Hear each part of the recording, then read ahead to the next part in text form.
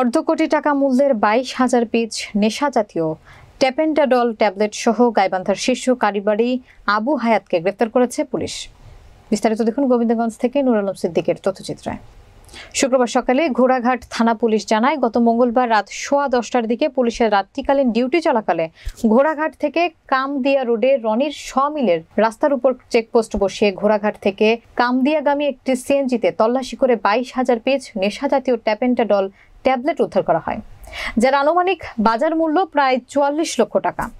এ সময় পুলিশ সিএনজিতে থাকা দুজন মাদক কারবারিকে গ্রেফতার করে। গ্রেফতারকৃতরা হলেন গাইবান্ধার গোবিন্দগঞ্জ উপজেলার আইভাঙ্গি গ্রামের আব্দুল মান্নানের ছেলে আবু হায়াত ও দিনাজপুরের গোড়াঘাট উপজেলার মিতালি গুচ্ছা গ্রাম এলাকার সেকেন্দার আলীর ছেলে আকিনুর মিয়া। পরে তাদের দেওয়া স্বীকারোক্তি অনুযায়ী গোবিন্দগঞ্জ উপজেলাধীন আইভাঙ্গি গ্রামের আব্দুল মান্নানের ছেলে আবু জাফর কুমিল্লা হতে AJR কুরিয়ার সার্ভিসের মাধ্যমে এসব নেশা জাতীয় ট্যাবলেট এনে দিনাজপুরের ঘোড়াঘাট, গাইবান্ধার গোবিন্দগঞ্জ এবং জয়পুরহাটের কালাই এলাকায় ফয়সাল নামের এক ব্যক্তি সহ বিভিন্ন জায়গায় এই ট্যাবলেটগুলো অধিক লাভের আশায় বহুদিন থেকে খুচরা মাদক ব্যবসায়ীদের নিকট বিক্রি করে আসছিল।